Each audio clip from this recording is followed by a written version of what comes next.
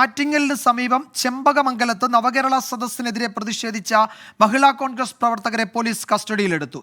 പഞ്ചായത്ത് അംഗം ഉൾപ്പെടെയുള്ളവരെ കസ്റ്റഡിയിലെടുത്തിട്ടുണ്ട്. ആ ദൃശ്യങ്ങളിലേക്ക്.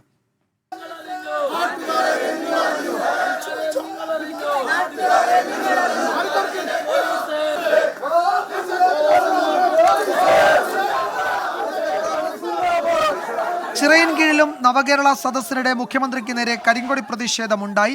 യൂത്ത് കോൺഗ്രസ് പ്രവർത്തകരാണ് കരിങ്കൊടി പ്രതിഷേധവുമായി എത്തിയത്. ഷഫീദ് റാവുത്തർ വിവരങ്ങൾ നൽകും തിരുവനന്തപുരത്ത് നിന്ന്. ഷഫീദ്, നവകേരള യാത്ര തിരുവനന്തപുരം ജില്ലയിൽ പ്രവേശിച്ചപ്പോൾ മുതൽ കുറെ കൂടി ശക്തമായ പ്രതിഷേധം കോൺഗ്രസിന്റെയും യൂത്ത് കോൺഗ്രസിന്റെയും ഒക്കെ ഭാഗത്തു നിന്നുണ്ടാകുന്നുണ്ട്. ഇന്ന് എവിടൊക്കെയാണ് കരിങ്കൊടി പ്രതിഷേധം നടന്നത്? പോലീസിന്റെ സമീപനം എന്തായിരുന്നു ഇന്ന്? വിജയകുമാർ, ഈ പ്രഭാത യോഗത്തിന് ശേഷം ആറ്റിങ്ങലിൽ നിന്നും ചിറയൻകീഴ്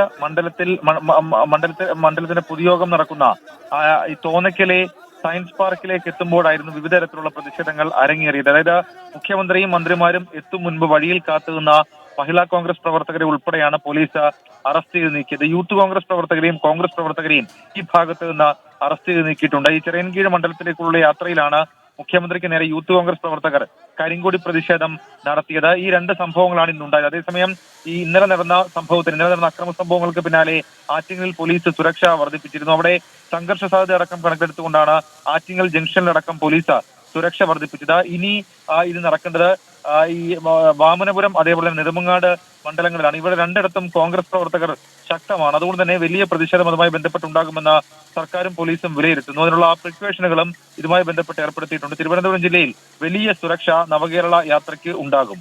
വിജയകുമാർ.